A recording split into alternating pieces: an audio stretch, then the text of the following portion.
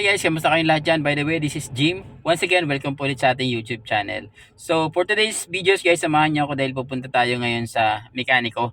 Ipapa-install na natin yung nabili natin na bagong brake pad. Kasi from the last time na nagpa-change oil tayo, pina-check na din natin yung ating brake pads. And according sa mekaniko na medyo manipis na nga.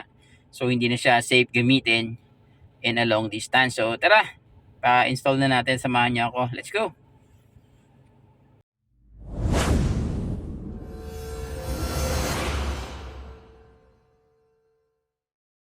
Alright guys, so nandito na tayo ngayon sa shop ng Shell, ano? So dito tayo magpapa-replace ng bagong brake pad. So as you can see, ayan si kuya, tinatanggal na niya o niluluwagan niya na ngayon yung mga nuts ng ating gulong para matanggal niya na, and of course para makastart na siya by replacing yung ating brake pads.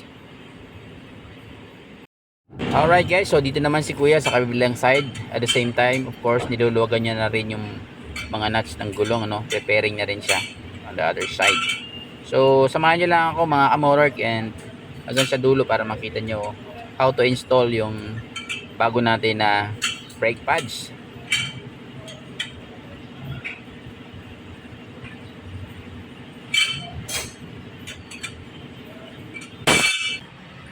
Alright guys, so up to this point nakita nyo tanggal na yung gulong, and tinatanggal na rin ni kuya yung parts na yan. I don't know kung anong tawag dyan. So tinatanggal niya na para i-remove yung luma natin na brake pads, ano. So hindi natin masyadong makunan ng magandang angulo, so I'll try my best, no, para mas ma-close up natin siya. So although ayan, tinatanggal niya yung pinaka nuts niya, meron siyang nuts doon sa ilalim.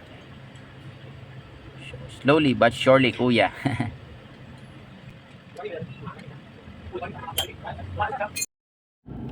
Alright guys, so as you can see, ayan, nabuksan na ni kuya, no, yung pinaka cover niya, responsible na nag-hold din doon sa plates.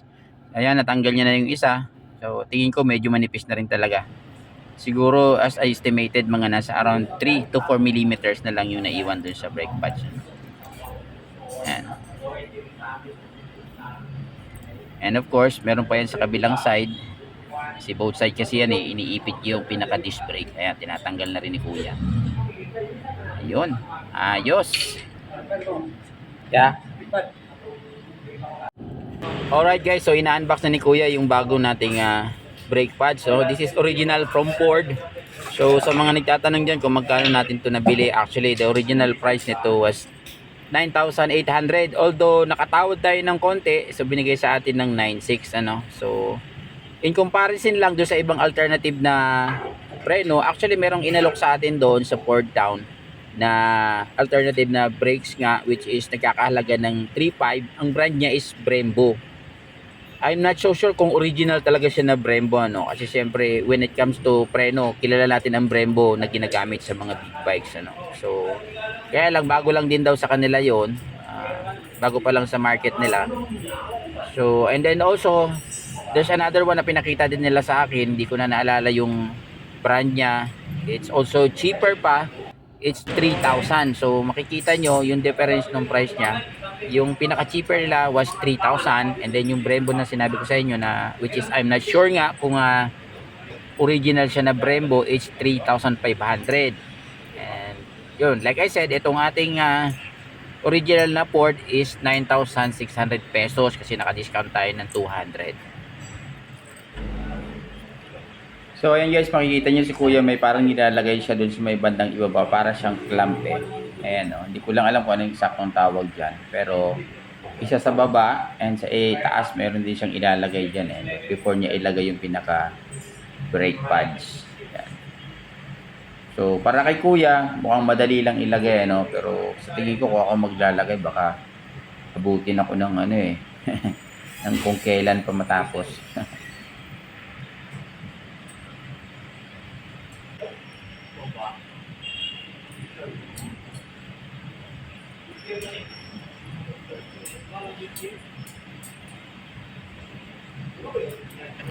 So ayan guys, nailagay na ni kuya yung isang parang clamp nga na yun sa baba, no.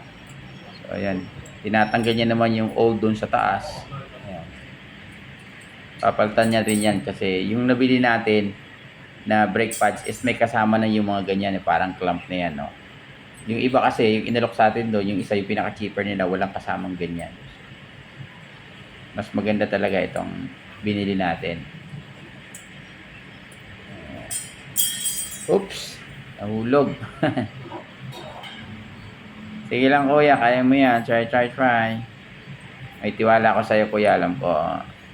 Medyo matagal ka nang nagmi-mekaniko eh. So, napakadali na lang sa'yo yan, yung pag-install ng brake pads. Go!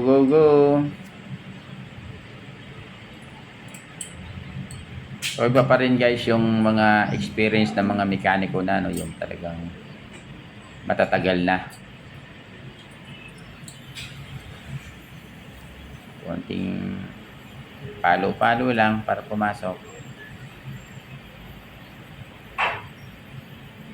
Ay, mukhang okay na, mukhang nailagay na ni kuya. Ayun. So, ayan, yung hinawakan niya yung luma. So, manipis na talaga.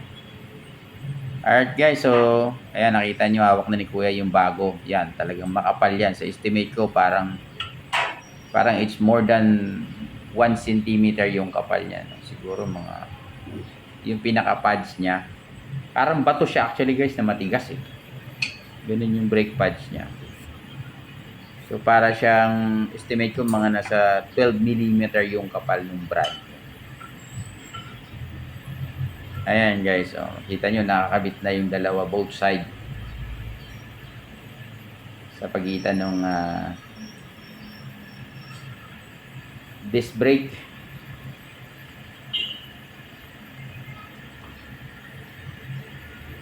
Abangan natin. So ayan, same thing yung tinanggal kanina ni kuya na nag-hold dun sa brake pads yan. Ibabalik niya na.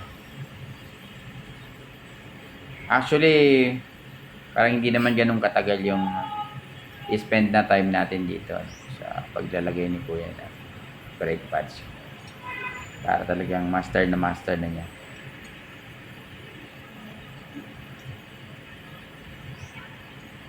Actually, mahilig din ako mag DIY eh. Kaya lang, at this point dito sa sasakyan, sa Ford natin, hindi ko na siya para pasubukan ano, kasi actually napakamura lang ng labor nila dito sa pagpapalagay eh. Kinarge lang tayo nila dito ng 400 pesos. So okay na yun, goods na no? Unlike siguro kung sa mismong kasa ng Ford tayo magpapalagay, malamang may kamahalan dun eh. And according nga dun sa mekaniko kay kuya, in-advise niya ako bumili dun dito sa mismo sa Davao, yung isa sa pinaka-known na supplier ng original na piyesa ng Ford, which is sa Ford Town, palapit sa Davao Dock dito sa Quirino. Kasi nga kung sa kasa daw tayo bibili, ang estimate niya mga nasa 13 to 14,000 na kaagad no, yung brake pads, yung para sa harap lang.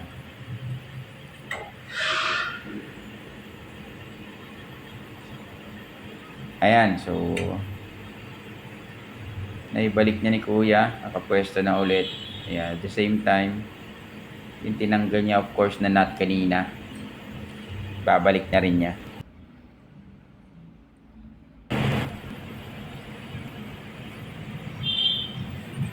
Ayun. Of course, sisiguraduhin niya ni kuya na mahigpit yung pagkakalagay ng bolts ano, kasi alam naman natin yan yung nagsisecure pag magpreno tayo eh. So pagka lumuwag yan, ako delikado. Ayun, iba talaga pagka pagka mga veterano na mekaniko, makikita mo pala sa paghawak ng tools talagang marunong na marunong. Smooth na smooth pumigit. Ayan. Kita nyo dyan, pinipuwersa ni kuya talaga yan. To make sure na talagang mahigpit yung nut, hindi siya magkakaroon ng chance na lumuwag. Ayan. Ayos. So, one down. Ayan, pinabalik niya ni kuya yung ating gulong. Of course, mahirap pagka hindi na ibalik yung gulong.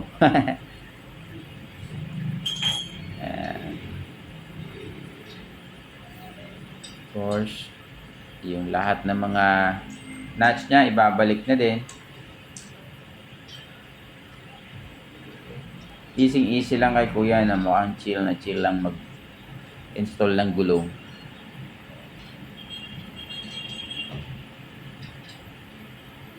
Yan.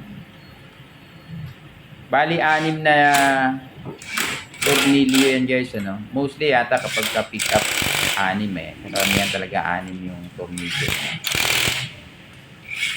Halos pare-pareho din yan sila ng distansya. Basta pick up. Yung standard na pick up guys, I'm not so sure pagka yung malalaking pick up like yung F-150 o yung Ram, yung mga ganyan na mga kuya nitong mga standard na pick up. Ayun, smooth ang ikot. Ayan, so dito naman si kuya sa kabilang side. Tatanggalin na rin niya yung gulong, ano. Ayan, so set aside muna natin yung isang gulong, of course. So same scenario sa ginawa ni kuya dun sa kabila. Of course, tatanggalin niya na rin yung pinaka nag-hold dun sa brake pads. Tatanggalin niya of course yung bolts. Actually, isa lang yung pinaka bolts niya sa ilalim lang. Ayan o. Makikita nyo dalawa yung tools na gamit niya kasi may counter na isa pang parang nuts din doon sa loob. Luluwagan niya lang yan hanggang sa matanggal niya yung bolts para ma-open niya.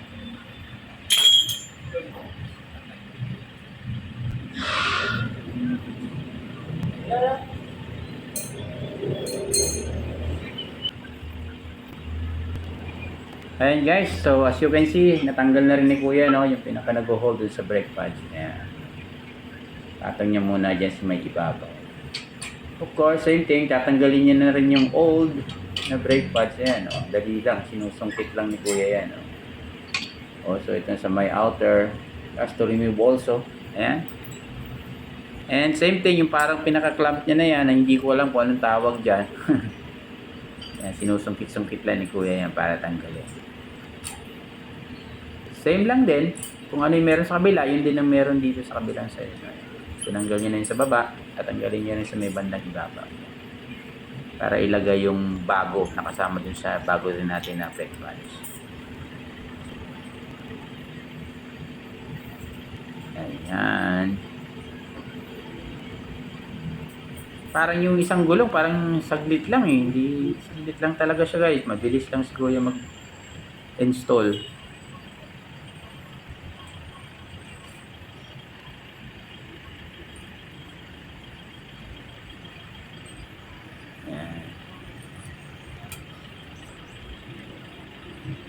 Tinitingnan ko maigi kung paano ni kuya nilalagay.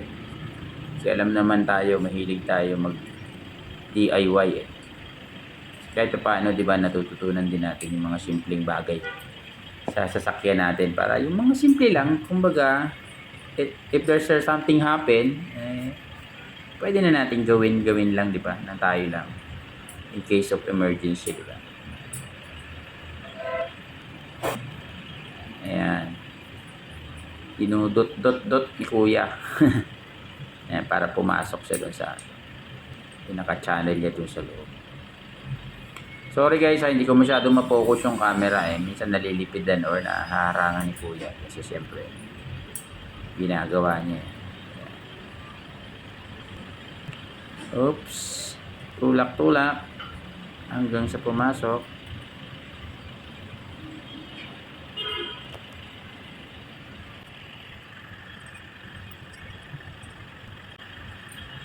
So ayun guys, nilagay na ni kuya yung sa may ibabang bahagi, no? Yan. So lalagyan naman niya yung isa sa taas. So last na yan. Medyo kailangan ng parang may tricks si kuya na ginagawa para ipasok Kasi iniisip ko kung ako maglalagay, baka parang hirapan talaga ako.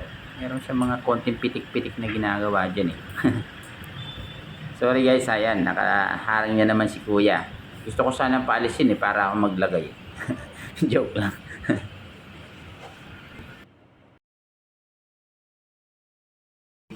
So ayan guys, nilagay niya ni kuya yung isang brake pads. And then of course, ilalagay niya ulit yung isa naman sa kabilang side.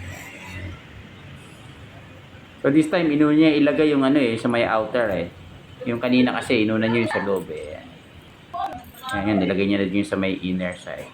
well, it doesn't matter naman siguro kung alin ang unahin mo dyan. Importante is nilagay mo pareho yung brake pad, ano? Ayan. So, magmastang mabuti. Ayan. Mukhang ibabalik na ulit ni Kuya yung pinaka nag-hold dun sa brake pad.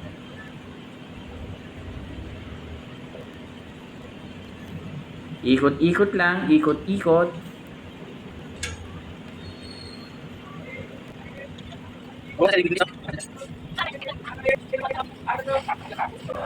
So ayan guys, as you can see, binabalik na nga ni Kuya yung pinaka-cover niya na responsible para mag-hold dun sa brake pads, no? Ayan si Kuya, slowly but surely.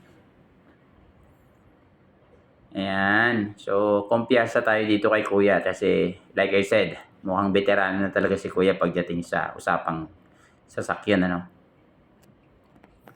Ayan. Hang on guys, mukhang may kinukuha si Kuya sa kabila. Alright. So ayan, ganyan ang itsura talaga guys. So, ano, pagka walang gulong. Mapapansin nyo guys, talagang napakapal nung kanyang ano, no? Disc brake, no? So, papansin nyo din, meron siyang butas dun sa gitna, no? So, siguro ang purpose nun is para sa parang cooling system niya, no? Para hindi talaga mag-init kasi can you imagine, lagi siyang umiipit dun, ano? Iniipit niya yung pinaka disc brake. So, kaya umiinit yan eh. Minsan pag long ride tayo, mapapansin natin napakainit nung pati yung actually yung buong mags niya umiinit eh. So, yun siguro ang tingin ko na purpose nung kung bakit may parang mga butas siya. May mga channel siya sa in-between nung pinaka disc brake. So, ayan, as you can see din, pinabalik niya ni Kuya yung nag-iisang nuts and bolt dun sa ilalim. Ayan, so gamit of course ulit yung kanyang mahiwagang tools. So at this point guys, ayan, talagang sinisecure na ni Kuya yung nuts and bolt, hinihigpitan niyang maigi, ano. Halos sumakay na siya dyan sa kanyang tools. Alright, so very secure yan mga kaibigan, no. Ayos. So patapos na rin tayo dito sa pangalawa. Ayan, as you can see, babalik na rin ni Kuya yung isang gulong pa. Alright guys, so almost patapos na tayo. So kung umabot kayo dito sa bandang tulo ng ating vlog for today, maraming salamat sa inyo, and sa mga bago lang, please don't forget to subscribe, hit the notification bell, select all para updated po kayo ni YouTube every time po na mga videos tayo na kamukha nito or kung ano man, anything or mga rides natin, nagmumotor din tayo mga kaibigan, ano. So subscribe na po kayo. Again, thank you so much po, maraming salamat, and ayun, I hope nag-enjoy kayo.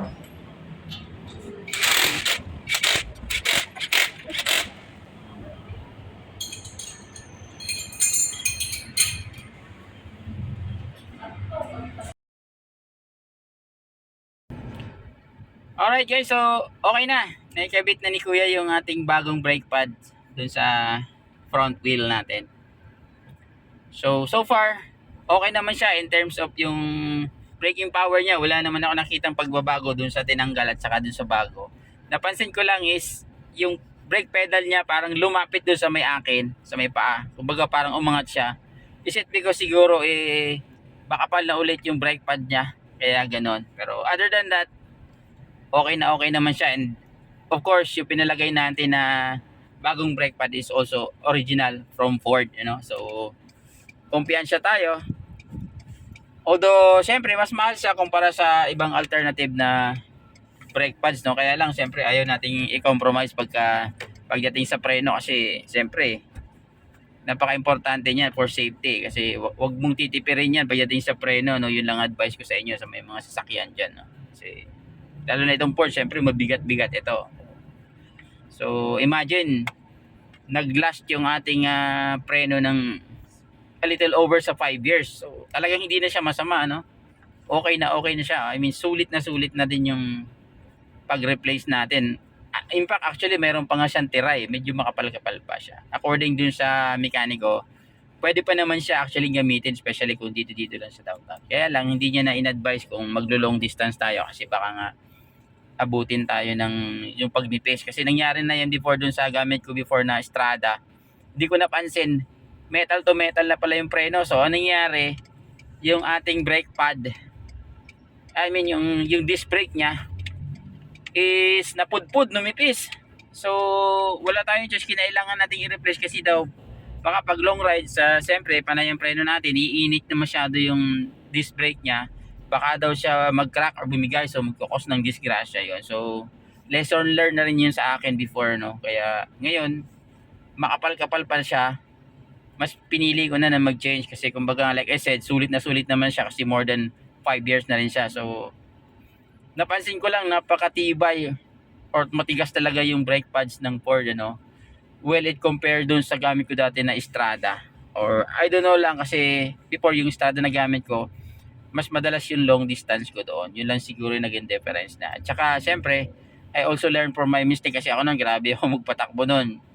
Preno, wala akong control sa preno nun siguro. Isa din siya naging factor kung bakit napabilis yung life nung dati kong gamit na na Strada na pickup, napabilis yung buhay nung disc brake niya. Pero ayun, so far okay na tayo. Ready na tayo sa long distance natin this coming weekend. Pupuntahan natin yung pasyente natin from Kidapawan. So again, yun lang. Maraming salamat sa panunood. I'll see you again in the next one. Always ride safe. Peace. Bye.